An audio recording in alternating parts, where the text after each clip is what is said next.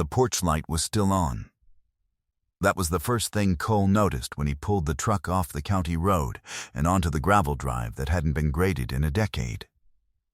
The light, a single amber fixture screwed into the cedar post his grandfather had put in before Cole was born, burned steadily in the gray November dusk, throwing a small warm circle across the front steps. Someone had replaced the bulb. Someone had kept the power on. And someone, inside that farmhouse, had heard the sound of tires on frozen gravel and had not come out. Cole sat in the cab for a moment without moving. Ghost sat upright in the passenger seat beside him, ears forward, eyes fixed on the house the way he fixed on things that required understanding before action. The dog's amber eyes moved slowly left to right across the front face of the property, the porch, the windows, the gap at the side of the house where the old woodshed used to be, and then came back to the front door. He made no sound. He was simply paying attention, and he was very good at it. Before we continue, tell us where you're watching from in the comments below. If this story moves you, please subscribe and stay with us until the very end. We read every comment, and we want to know how far this story travels. Gunnery Sergeant Cole Reardon, retired, was 39 years old and built like a man who had spent the better part of his adult life doing hard things in hard places.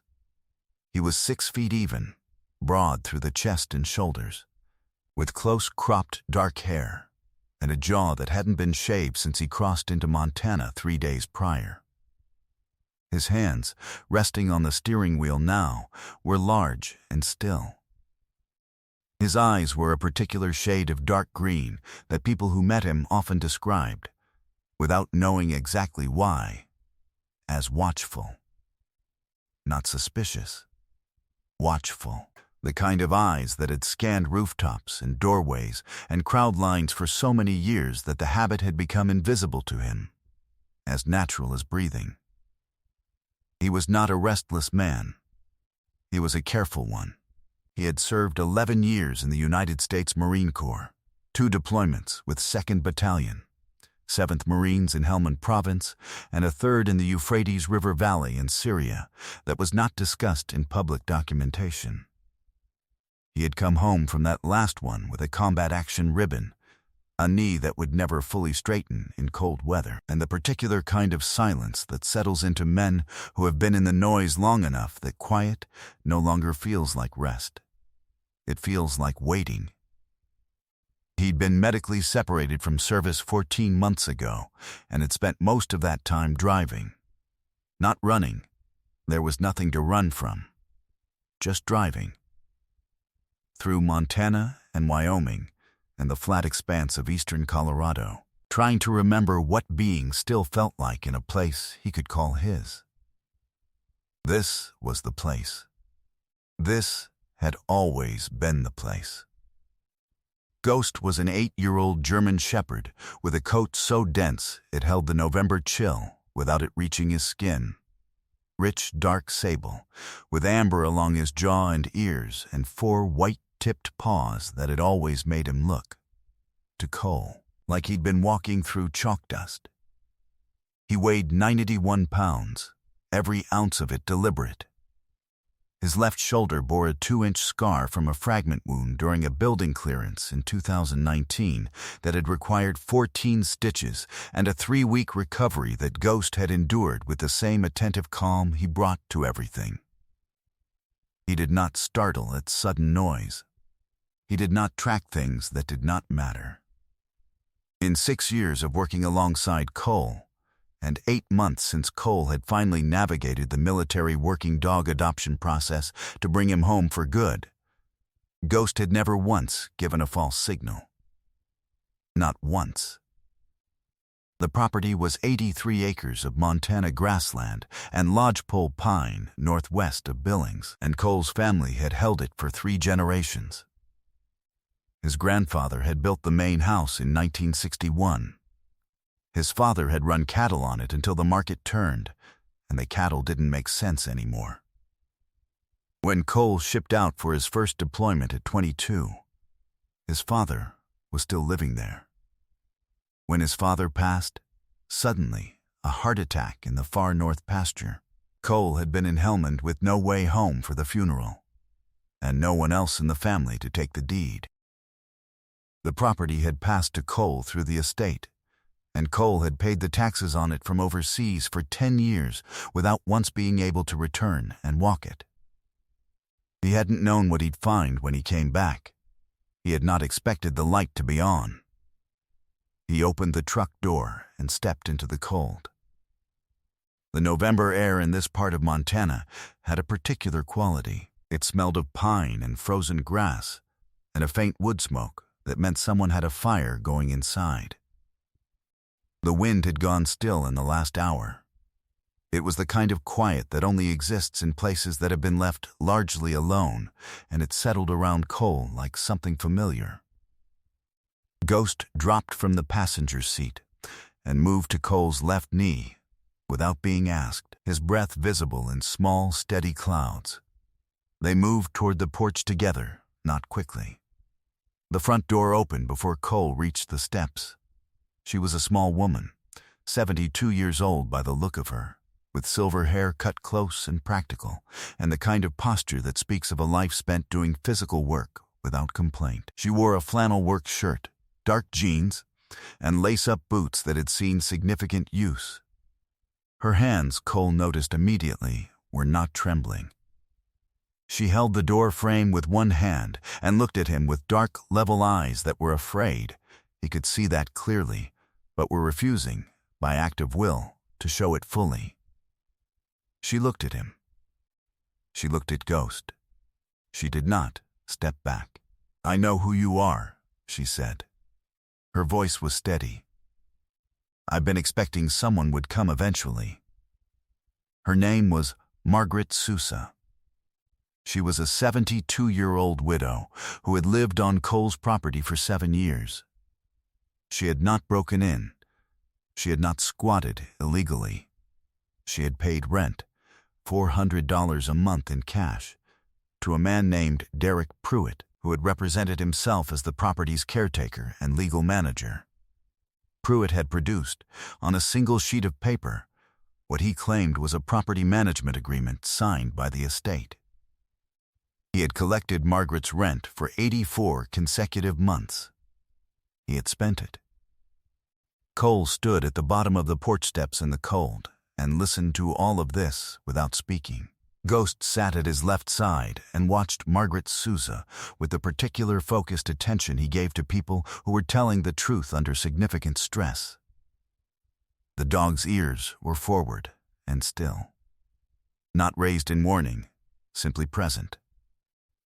Listening in the way dogs listen, which is to everything at once. Margaret had moved to the property 7 years ago, following the death of her husband of 41 years, a man named Ray Sousa, who had spent 22 years in the United States Army and another decade building grain storage units across the northern plains. Ray had died of congestive heart failure the same February that the bank had informed Margaret that the house they'd lived in for 18 years would be foreclosed within 60 days. She had sold what she could sell. She had driven north. She had answered an advertisement posted in the Billings Gazette for a rental property on a working farm. The advertisement placed by a man named Derek Pruitt, who had met her in a diner on the south side of Billings and collected her first and last month's rent in a bank envelope and handed her a set of keys. She had fixed the broken window in the kitchen herself. She had replaced the gutters on the east side of the house with help from a neighbor. She had kept a garden in the summer months and split her own firewood in the fall and maintained the property with a thoroughness that came from understanding what it meant to take care of something that wasn't yours but had been entrusted to you. She had paid $400 a month for 84 months. Derek Pruitt had deposited none of it into any account connected to the property. He had simply kept it. Cole had heard of Derek Pruitt before Margaret finished his name. Pruitt was 47 years old and operated what he presented to people who didn't look closely as a property management company out of an office in Billings. He had a website and a physical address and a business card that said Pruitt Land Holdings in embossed blue letters. He had 16 active rental agreements across 3 counties. He had legal authority over exactly none of the properties he was renting. He had been collecting rent on Cole's property and 9 others for the better part of a decade, producing paperwork that looked official until an attorney examined it, and relying on the assumption, which had proven largely correct, that most of his tenants would not hire attorneys and most of the actual property owners would not return. He dressed well. He attended the correct functions. He had a brother-in-law in the county assessor's office and a friendship with the right people and the specific kind of confidence that belongs to men who have never once been made to stop. He had told Margaret Sousa, when she'd once questioned the paperwork, that he'd hate to see a widow of her age trying to find alternative housing in November. He had told her this while smiling. Ghost made a sound, not a bark, not a growl, but a low, almost inaudible note in his chest when Cole said Pruitt's name aloud. The dog didn't move. His ears dropped back slightly, and he went still in a way that was not calm, but something more precise than calm. Recognition. Cole looked at him for a moment. Then he looked back at Margaret. "Come inside," she said. "It's cold. I have coffee on." Cole spent 4 hours at Margaret Sousa's kitchen table that evening, and what he learned in those 4 hours was this. Pruitt had been at it for 9 years. Cole's property was not the first, and was not the worst. A retired school teacher in Roundup was renting a farmhouse whose owner had moved to Arizona a decade prior and had never been located by Pruitt's fraud. A Vietnam veteran in Forsyth had paid 6 years of rent on land that Pruitt didn't own and couldn't manage and had no legal right to represent.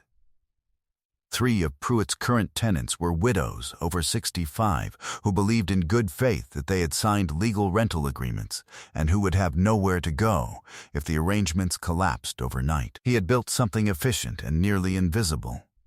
He had chosen tenants who were unlikely to push back, people who were grateful to have found something affordable, who were starting over after loss, who trusted a handshake and a printed page, because they had spent their lives in communities where those things meant something. He had chosen properties whose owners were absent, deployed, relocated, deceased, because absent owners don't show up unannounced on November evenings. He had lasted 11 years not because he was clever, exactly, but because he had correctly identified the people least equipped to fight him and had made himself their landlord. Margaret had tried once. 3 years into her tenancy, she had driven to the Billings office to ask Pruitt why her rental agreement did not include the owner's contact information, which the tenant rights handbook she'd found at the library said was legally required. Pruitt had been cordial. He had offered her coffee. He had explained, patiently, that the property owner valued privacy and had contracted all communications through his office, and that Margaret was of course welcome to seek alternative housing if she found the arrangement uncomfortable. He had paused just long enough after the word alternative to let the November air fill the silence between them. Margaret Sousa was 72 years old. She was a widow. She had nowhere else to go. She had driven home and said nothing. Cole did not raise his voice once during those 4 hours. He drank 3 cups of coffee and asked clear, specific questions and wrote the answers in a small notebook he kept in the chest pocket of his jacket. Ghost lay on the kitchen floor near the back door with his chin on his front paws, and every time Cole asked a question and Margaret answered it, the dog's eyes moved to her face and back, tracking the room without moving from his spot. At one point, Margaret reached down without thinking and rested her hand along his spine, and Ghost let her and did not shift. Cole made his first call from the kitchen table with Margaret's permission. It went to a former sergeant major named Willard Cruz, who now worked fraud investigation for the Montana Department of Justice, and who picked up on the first ring despite it being after 9 in the evening. Cole gave him Pruitt's name, the address of the Billings office, the names of 2 properties he knew for certain, and the name of Margaret Sousa and her rental history. Cruz said 4 words before Cole finished. "We know that name." The next call went to an attorney named Patricia Bauer in Billings, who had spent 20 years doing property law, and who Cole had been referred to by Cruz 3 sentences after Cruz had said, "We know that name." Bauer answered, listened for 6 minutes without interrupting, and then said that she could have an emergency filing before a district judge by 8 the following morning that would freeze Pruitt's ability to make any further transactions involving any property under his claimed management, pending a criminal investigation. "How many tenants are we talking about?" she asked. "I know of 16 agreements," Cole said. "There may be more." There was a silence on the line. Then Bauer said, "I'll be there at 7. Cole slept on the living room floor that night at Margaret's insistence. She had offered the guest room.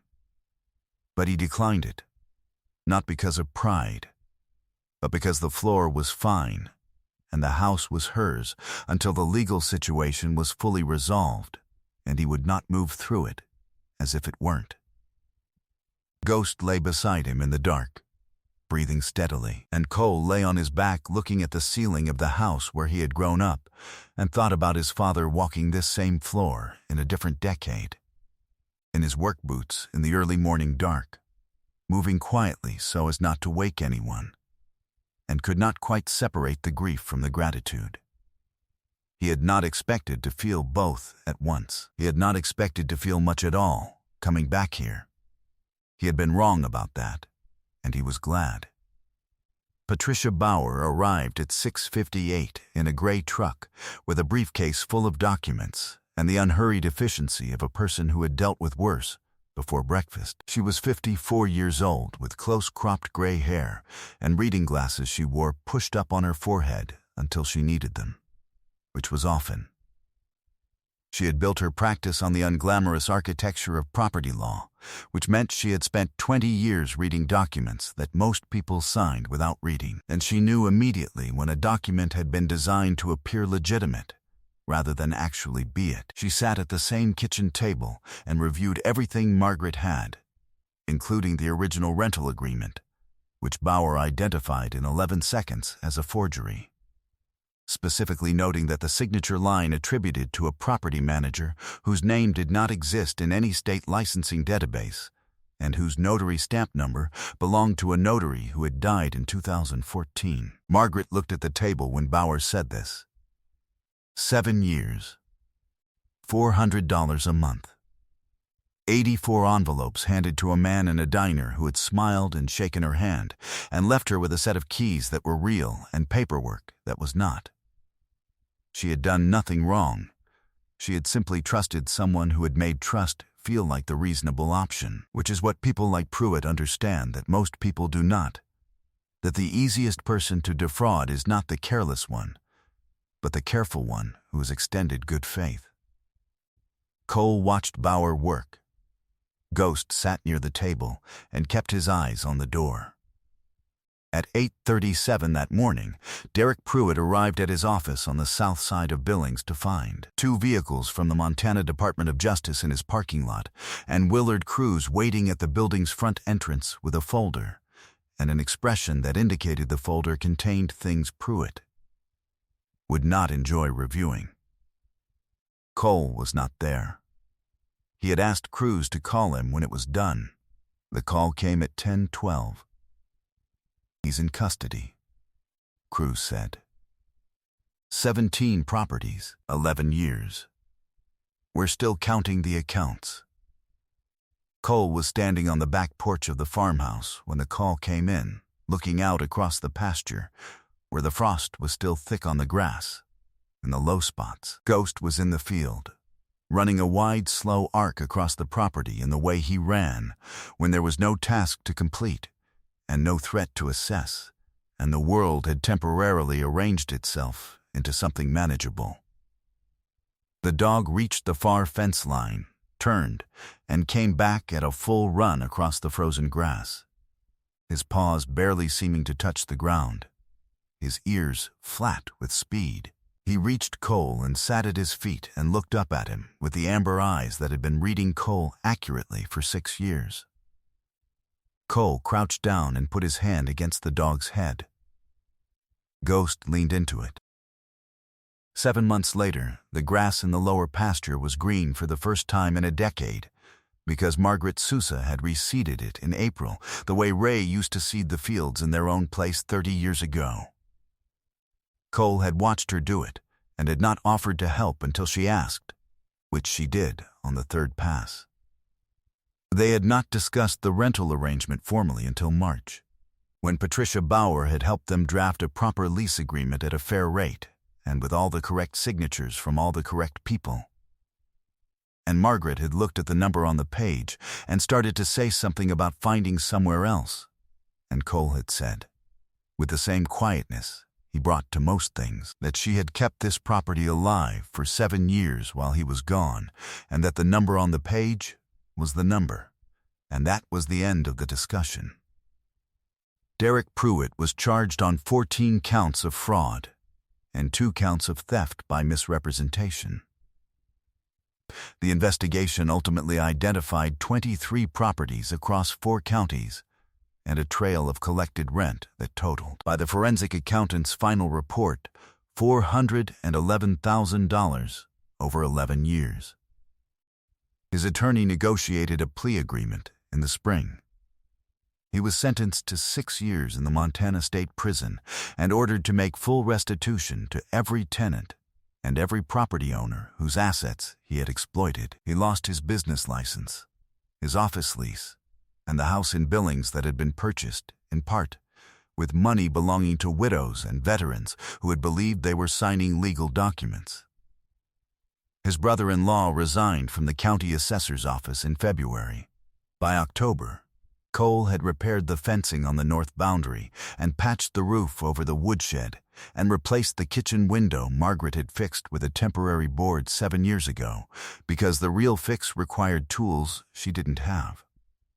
Margaret had planted a row of something along the south wall of the house that Cole couldn't identify and that she described as a surprise for spring.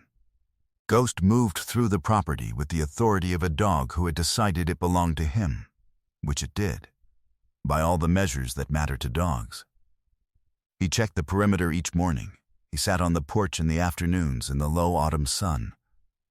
He no longer ran the fence line with the urgency of a working dog. He ran it with the confidence of an animal who knows what he is protecting and believes in its worth. In the evenings, when the light fell the way it falls in Montana in October, low and amber and very still, Cole would sit on the porch steps, and Margaret would sometimes bring coffee out, and they would sit for a while without speaking, which was not uncomfortable, but the opposite. The particular ease of 2 people who have been through something together and have arrived at the same quiet place on the other side. Sometimes miracles don't arrive with thunder or announcement. Sometimes they arrive as headlights on a gravel drive at dusk, after 10 years of absence, and a dog who lifts his head and decides that a woman standing in a lit doorway is telling the truth. God does not always restore what we lost in the form we expected it back. Sometimes He keeps it warm for us while we are away, and places someone trustworthy inside it, and brings us home to find that what mattered most was still there, tended and alive, and waiting. The world is not empty of people who do the right thing. It never was. It is simply that doing the right thing often goes unwitnessed, unrewarded, and unannounced, until the day a man comes home and sees a light on that shouldn't be on, and stops the truck and asks an honest question and listens to the answer. That is the whole story. It is also enough. If this story touched your heart, share it with someone who needs to be reminded that faithfulness still exists in ordinary lives. Leave a comment and tell us where you're watching from, and if you've ever held something together for someone while they were away. We'd like to hear that story. Your words may be exactly what someone else needs today. If you believe in stories of service, loyalty, and the quiet courage of ordinary people, please subscribe to the channel so you never miss the next one. May God bless you, protect your family, and bring peace and warmth into your home today and always.